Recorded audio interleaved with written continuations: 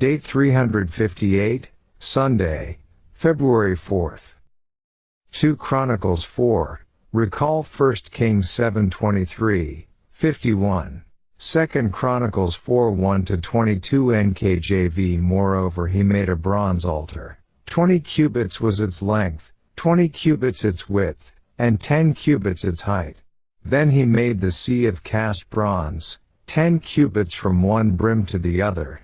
It was completely round. Its height was 5 cubits, and a line of 30 cubits measured its circumference.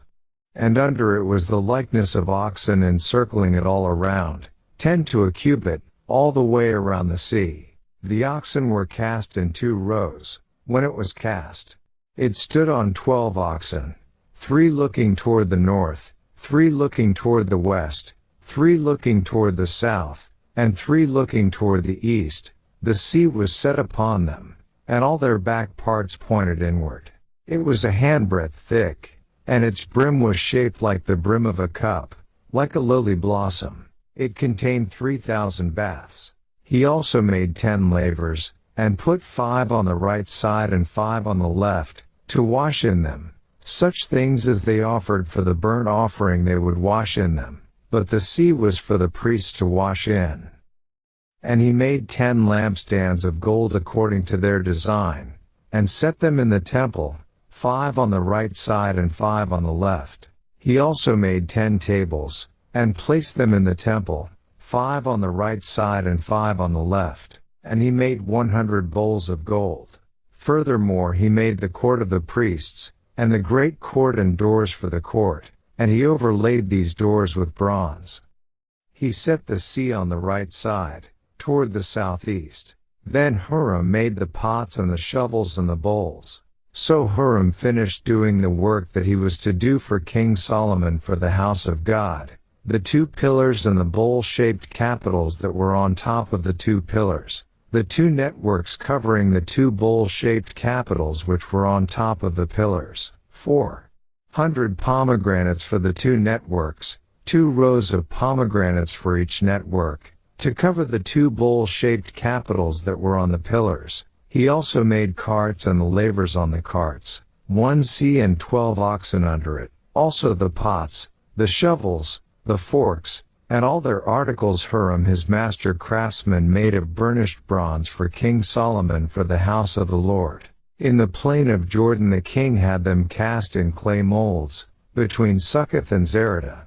And Solomon had all these articles made in such great abundance that the weight of the bronze was not determined. Thus Solomon had all the furnishings made for the house of God, the altar of gold and the tables on which was the showbread, the lampstands with their lamps of pure gold, to burn in the prescribed manner in front of the inner sanctuary, with the flowers and the lamps and the wick trimmers of gold, of purest gold, the trimmers, the bowls, the ladles, and the censers of pure gold.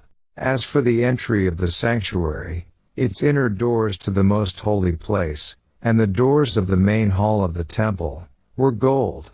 Daily Deep Dive. The UCG reading program states, to construct the temple, Solomon employed the skills of a master craftsman, Hiram, or Huram, fetched from Hiram king of Tyre. As explained in previous readings, he was the son of a Tyrian man who himself was a metal worker, but there's some minor confusion regarding his mother. According to 2 Chronicles 2:14, his mother was of the daughters of Dan, yet 1 Kings 7:14 informs us that she was of the tribe of Naphtali. One explanation may be that Hiram's mother was a Danite woman who had formerly married a Naphthalite man and thereby became a Naphthalite by marriage. In that case, we could assume that her first husband died and she then married a Tyrian man, Hiram's father.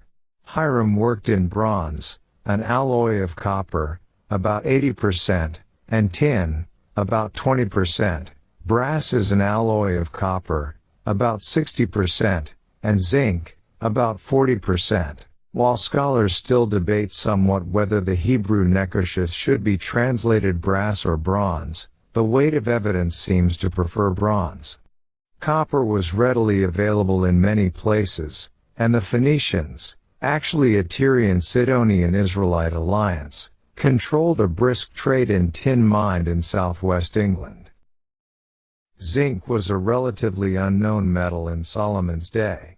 Hiram's works, no doubt guided by God as with the construction of the original tabernacle furnishings, were truly remarkable.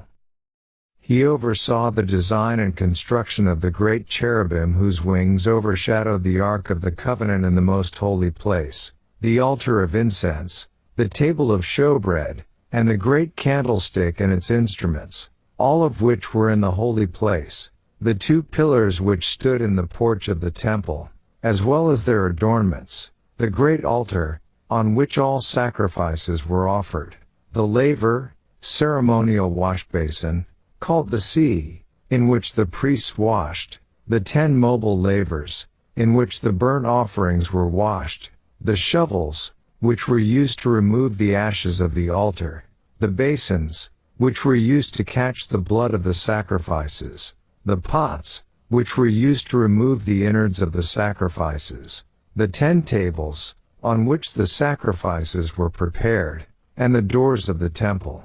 And, verse 5, according to a number of sources, a bath, liquid measure, is equal to about 5.75 gallons or 22 liters.